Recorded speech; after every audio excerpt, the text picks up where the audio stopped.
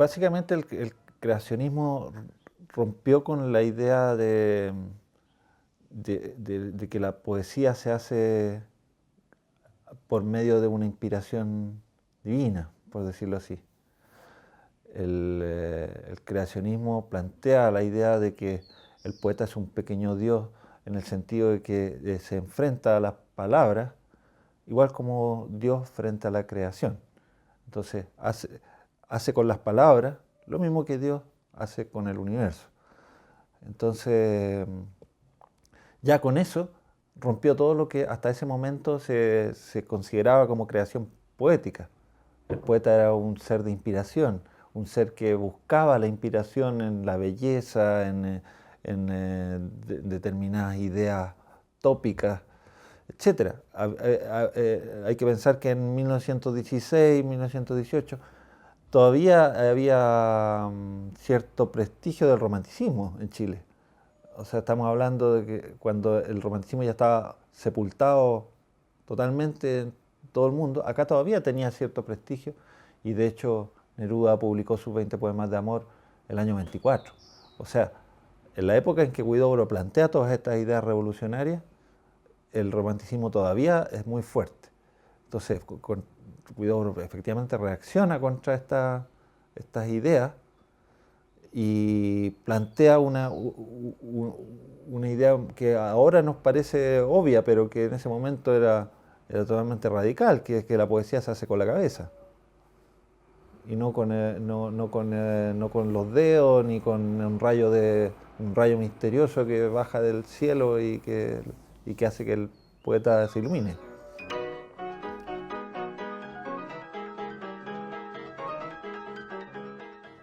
Huidobro era un tipo fascinante, yo creo, ¿no? Porque por diversas razones, pero por ejemplo, él renunció a sus privilegios de clase. Él, por su origen, podría perfectamente haberse quedado con la viña Santa Rita y haberse quedado ahí, ¿no? Pero no estaba para ese tipo de ocupaciones. Huidobro era muy ególatra, de una megalomanía increíble, y todo eso mezclado con una mitomanía, porque le gustaba inventar cosas, le gustaba inventar su vida, crear una vida de aventura. Esas historias que se inventó, qué sé yo, lo del secuestro en Londres, por ejemplo, o el rapto de Jimena Munátegui, la historia con Teresa Bilsmont, todos esos episodios que hacen de su vida una especie de novela de Alexandre Dumas, o sea, es una cosa como Los Tres Mosqueteros, es algo que hace que el creador de todo eso sea un tipo fascinante. Seguramente era insoportable, pero por suerte esa era una de las gracias que tiene la literatura, que permite una comunicación mucho más fluida con este tipo de seres. Pero Huidobro tiene otra cosa que era un tipo que amaba la discusión teórica, la discusión política.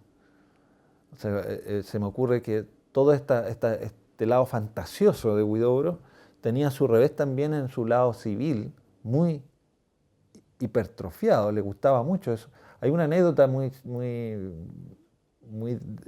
gráfica al respecto, que un día en la casa de Pablo de Roca estaban él, Pablo de Roca y Ricardo Lapchan, creo que era Ricardo Lapchan, y ya a cierta hora de la noche, cuando ya habían bajado varias botellas, se encontraban los tres hablando todos a la vez, discutiendo acerca de política, discutiendo acerca de literatura, cada uno mostrando sus ideas acerca del mundo, pero nadie se escuchaba, ninguno de los tres escuchaba al otro.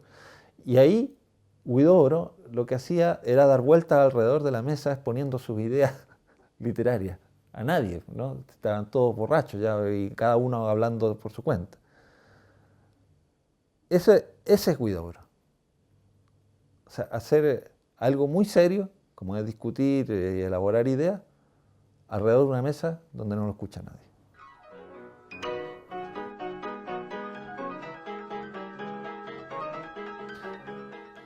Es muy difícil definir a Huidobro en una palabra. Podría ser una de esas palabras que están en el canto 7 de Altazor. Urulario, por ejemplo. Eso podría ser Huidobro, un urulario. Ahí queda definido perfectamente.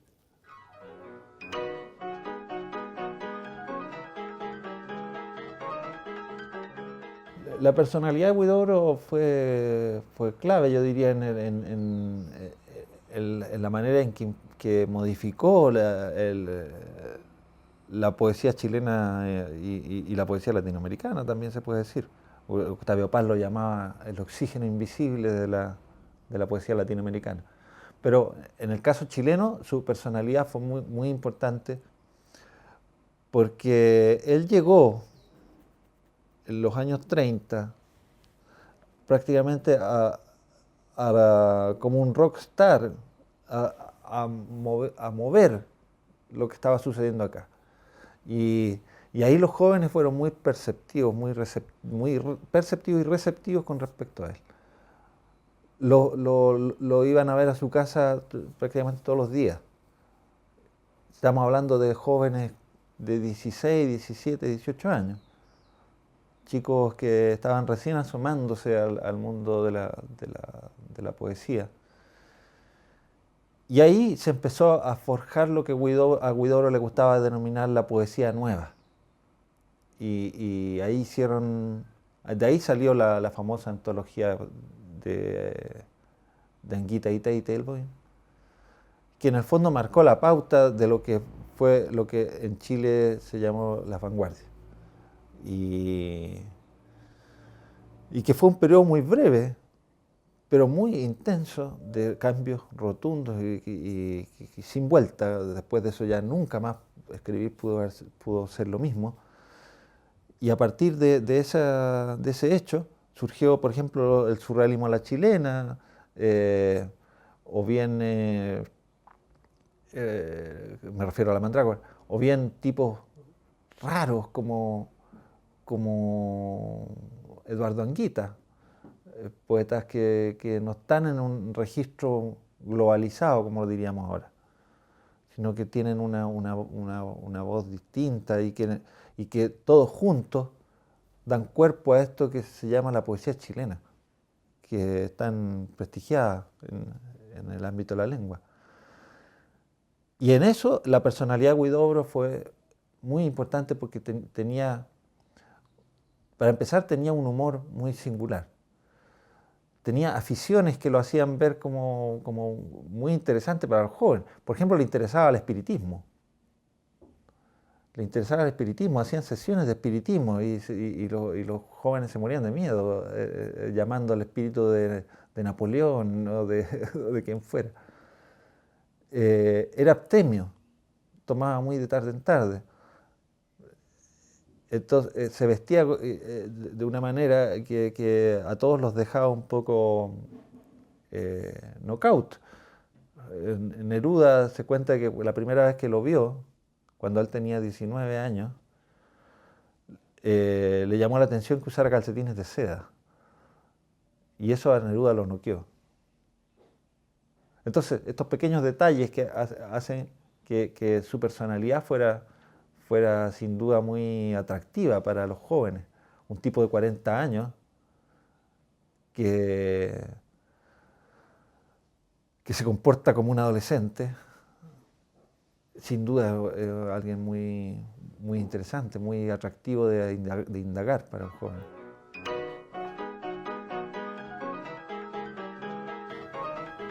Aquí el punto clave, el inicio de todo esto es la conferencia Non Serviam, el manifiesto Non Serviam que Huidobro hizo el año 1916, si no me equivoco. Eso es muy importante por varias razones. Primero porque a Huidobro le declara el punto de partida de la poesía de Huidobro. Hasta ese momento Huidobro ya había publicado 4 libros. pero había hasta odas a la Virgen María, ¿no? Entonces, Huidobro ahí se autoliquida, se suicida. ¿Para qué? Para renacer en esta nueva idea, en esta nueva forma de entender la poesía. Paralelamente, Pablo de Roca también estaba en lo mismo. ¿Cómo se dice eso? Se retroalimentan, se colaboran. Y con eso surge este espíritu de la vanguardia, el espíritu de la vanguardia, que es romper con lo previamente establecido. En el caso de Huidobro, plantea algo muy importante, que es non serviam. ¿Qué significa non serviam? No te serviré. ¿A quién? A la madre naturaleza, a la natura. No te serviré como aludiendo a la idea de que el artista es un representador de la realidad. Que el arte es una representación. Huidobro dice, no te serviré así, yo no seré tu esclavo. Se refiere a la naturaleza. Por el contrario, yo voy a ser un pequeño Dios para crear mi propia naturaleza, mi propio mundo, mi propia realidad. Y en ese sentido, él entra de lleno, de una manera muy intuitiva, de lleno al espíritu pleno de las vanguardias, que es que ahora ya no vamos a representar las cosas, sino que las vamos a mostrar nada más, las vamos a presentar. Y en el caso de Huidobro eso fue totalmente radical. Él se opone a esta idea de que el artista debe actuar por imitación, como es la idea clásica de la poesía y del arte en general, que el arte es una imitación. En el caso de Huidobro es todo lo contrario, es una creación de algo que no existe, como él decía, de algo que no existe, que nunca existió, pero que debería existir. Ese es el meollo del asunto, y que Huidobro lo vino a ver el año 16. O sea, pienses en eso, todavía ni siquiera está publicado el manifiesto del surrealismo. Y lo importante que hay ahí es que él todo esto ve que puede salir del cerebro humano, de ninguna potencia metafísica, solo del cerebro humano. Porque en Europa el dadaísmo, por ejemplo, confluyó en el surrealismo, y el surrealismo le atribuyó al inconsciente todas estas potencialidades creadoras. Y el inconsciente es algo que nadie sabe todavía qué es, qué fuerza, dónde habita, qué fuerza tiene, etc. Huidobro lo aterrizó, dijo, no, vamos a crear sobrios sin escritura automática. Vamos a crear sobrios sobre un escritorio y vamos a crear mundos nuevos.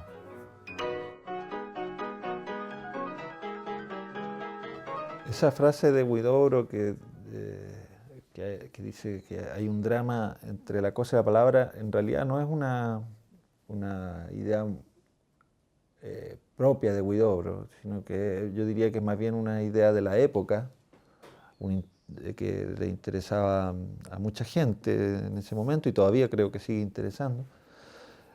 Pero tiene la gracia de que Huidobro planteó una respuesta a esa pregunta, a ese problema.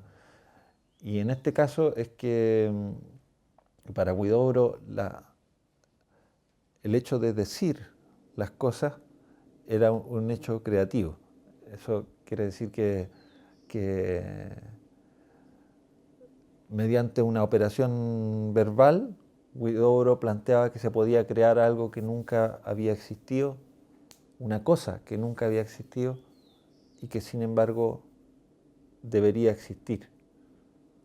Un arcoíris, un pájaro que anida en el arco iris, por ejemplo.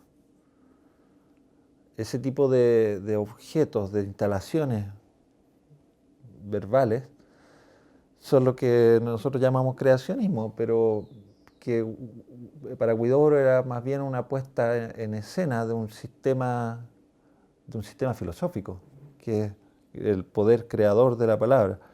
Y por otro lado, Huidobro está completamente lúcido con respecto a que las palabras no son las cosas, las palabras son palabras.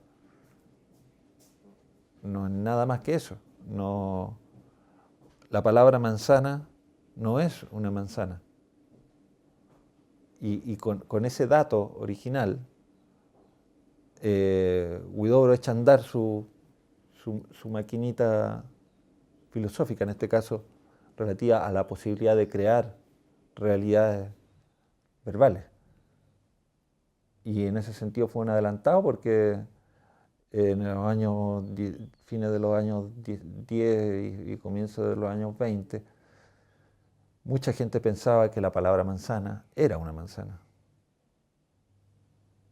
Y eso ahora parece tirado a las mechas, pero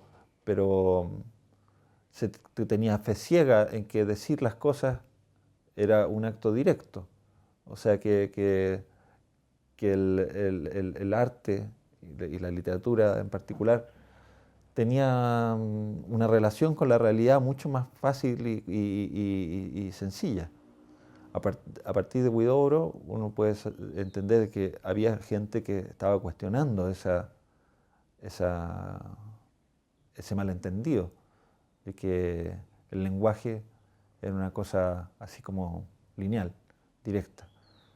No, el lenguaje es mucho más complejo que eso.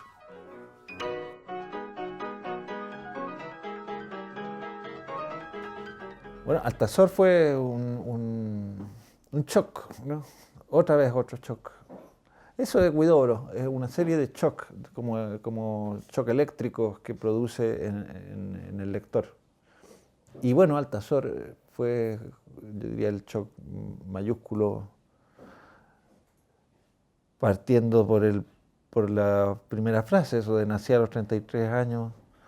Ya con eso el lector queda patidifuso, como se decía antes, queda estupefacto.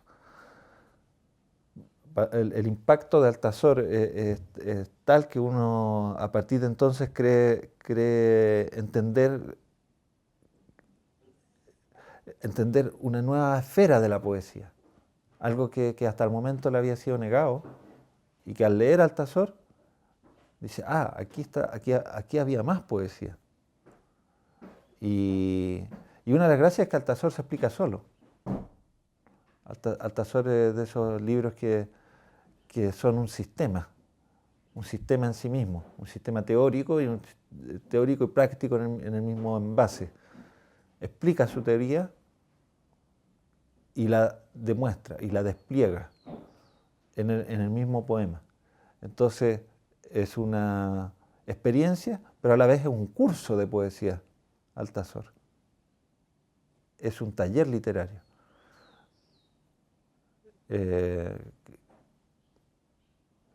Altazor está lleno de efectos. Si ustedes leen el poema así verso por verso y con una goma en la mano, quisieran borrar, porque está lleno de imperfecciones. Huidobro tenía muy mal oído. No era un poeta de la sonoridad.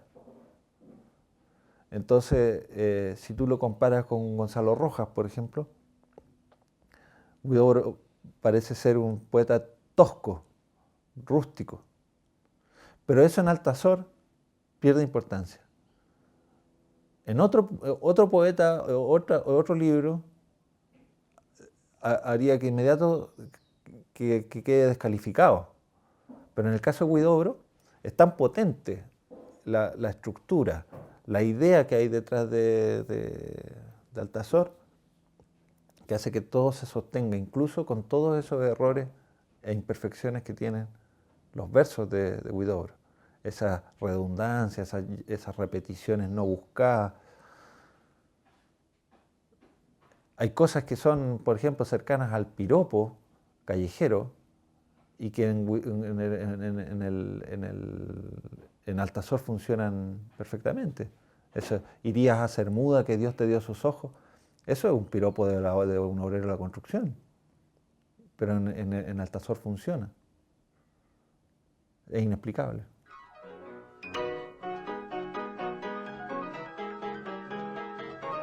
Yo leí Altazor cuando ya estaba prevenido, ¿eh? Porque la primera vez que lo leí yo ya no era un lector ingenuo de poesía. Y en la misma obra de Huidobro yo ya había leído otras cosas. De hecho leí primero los últimos poemas, después leí Temblor de Cielo y ahí leí Altazor. No sé por qué se dio ese orden, supongo yo que era porque en la biblioteca algo pasó, no sé, no estaba Altazor disponible. Y todo eso en un lapso muy breve de días. Y, y efectivamente el shock, como decía, se produjo de todos modos. Porque Altazor es un sistema literario. No es solo un poema, es un sistema, tiene su teoría y su praxis en el mismo envase, en el mismo aparato. Entonces uno va viendo cómo se despliega este conjunto de imágenes, ideas, imágenes que son ideas. Y a su vez el libro va demostrando lo que quiere probar, uno por uno, hasta que el mismo poema se va desintegrando y no queda nada.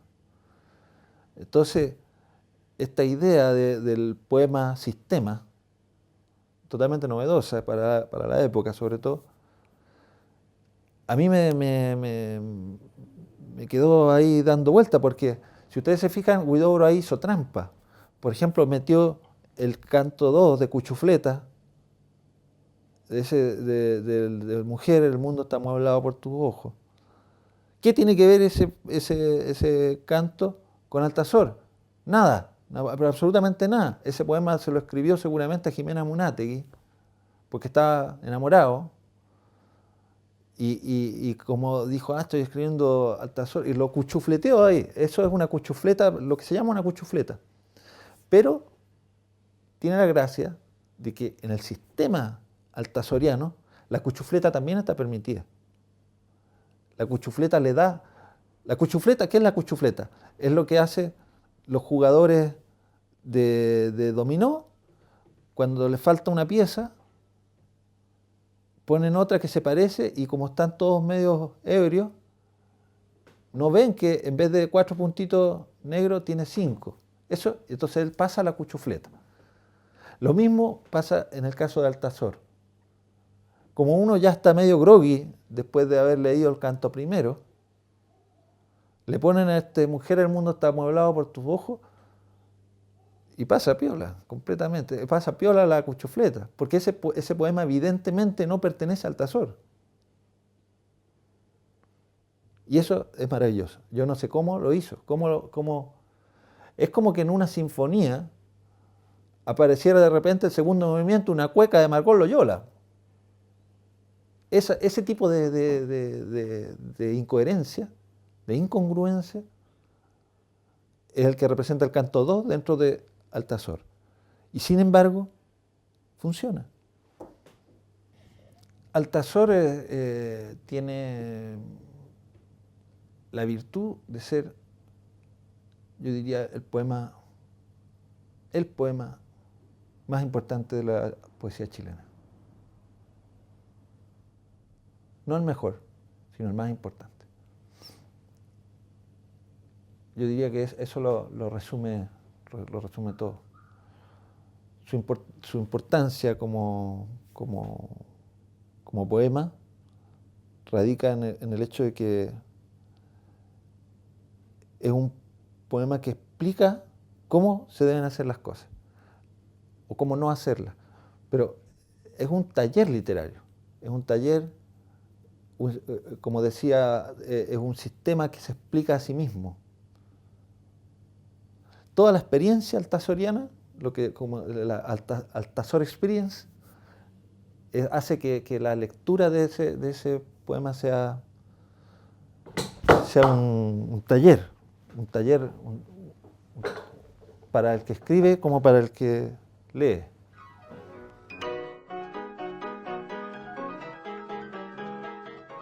Yo a Altazor lo quiero mucho porque pertenece a ese conjunto de libros inolvidables de la formación poética, de la formación literaria.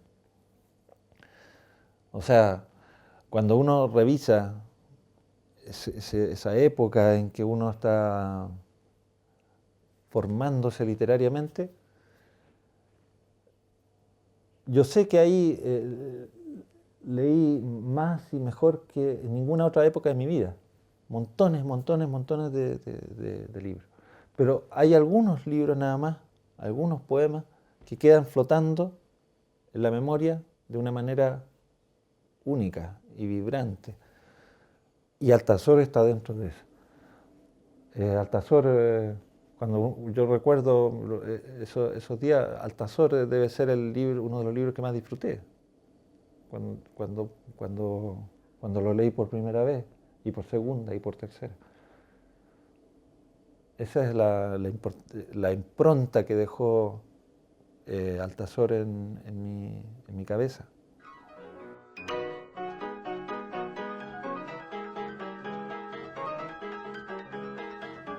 Después de la Segunda Guerra Mundial, yo diría que Huidobro quedó muy afectado por lo que vio, por ese drama. No lo digo por ese papel de corresponsal que le tocó, que asumió él en la Segunda Guerra Mundial, sino por estar, él estuvo en Europa en plena guerra. Yo creo que cualquiera que esté en esa circunstancia le afecta de manera fuerte. Y eso inevitablemente cambió su poesía de manera ostensible. No hay nada que decir al respecto. Los últimos poemas de Huidobro,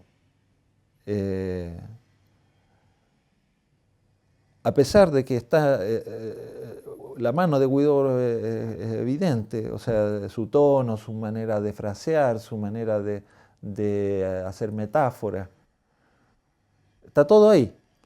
Pero el que habla ahí no es el Huidobro de Altazor. Es un hombre que viene de la guerra, que viene mal, que viene a morir. Yo creo que Huidobro sabía que venía a morir, a pesar de que todavía no era viejo. ¿Tenía cuánto? El año 45 tenía 52 años. Murió el 48. Entonces, no era obvio que fuera a morir, pero él, yo creo que sentía que ya venía de vuelta.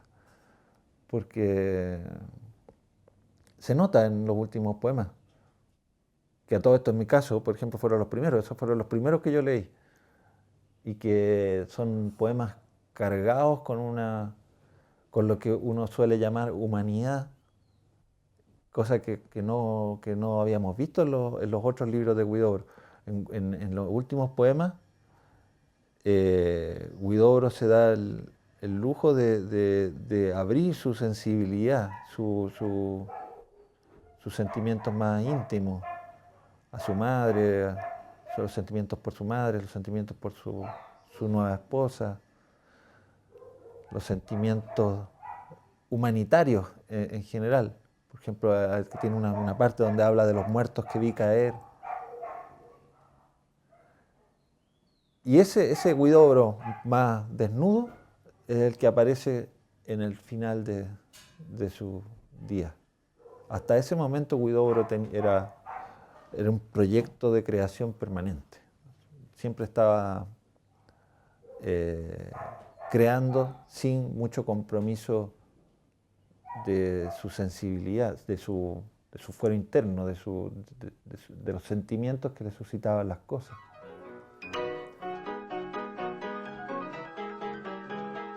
Leer a Huidobro yo digo que es una experiencia de choque, de shock. Según la edad, ¿no? Seguramente si uno lo lee a los 60 años es distinto que si lo lee a los 15. Pero siempre es una reacción fuerte, una reacción inesperada. Y en ese sentido abre un mundo que uno no creía que podía existir, un mundo inesperable. Jamás uno se habría imaginado que eso era posible. No es posible leer poesía sin leer a Huidobro. Leer poesía sin leer a Huidobro es como ir al desierto y no ver los geysers. Queda incompleto el paisaje. Uno puede hacerse una idea de lo que es el desierto, pero te falta algo, falta algo que es inimaginable.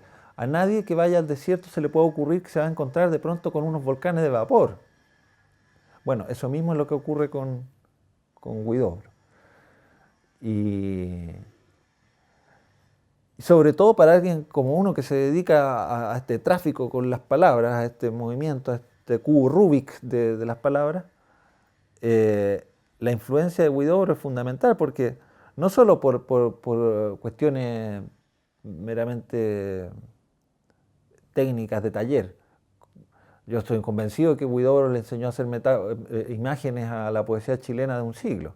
O sea, él fue el que enseñó a cómo construir una imagen. El primero, el más fuerte de los creadores de imágenes fue él.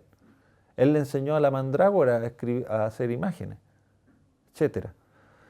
Aparte de esas cosas técnicas, Huidobro es una actitud con respecto a las palabras. Y eso yo creo que es lo fundamental. Huidobro plantea que algo tan básico y hasta ridículo ahora que pueda sonar, es que la poesía está hecha con la cabeza. El vigor verdadero reside en la cabeza, etc. Esas ideas que aíslan el hecho poético al escritorio y lo sacan de las esferas sacerdotales en que a veces, sobre todo los egos demasiado desarrollados, trataron de llevar la poesía hacia esa zona, la zona sacerdotal, la zona inspiracional, etc. Eso que le da a la poesía un aire medio metafísico. Huidobro lo aterrizó completamente y dijo, no, la poesía se hace con la cabeza. La poesía se hace con las palabras. La poesía es imagen, es sonido, es pensamiento. Curiosamente, las mismas cosas que planteaba Pound, por ejemplo,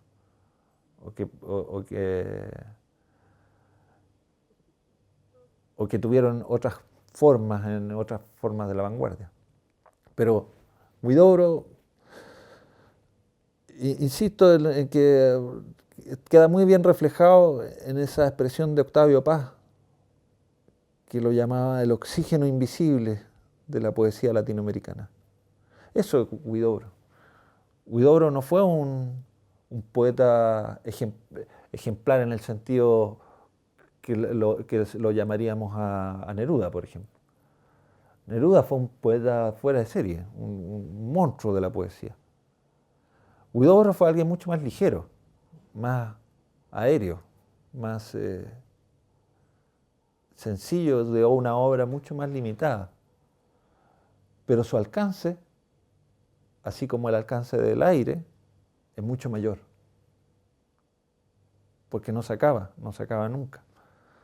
Es muy liviano, muy frágil, muy inacible, pero está en todas partes. Eso es Huidobro, por eso hay que leerlo.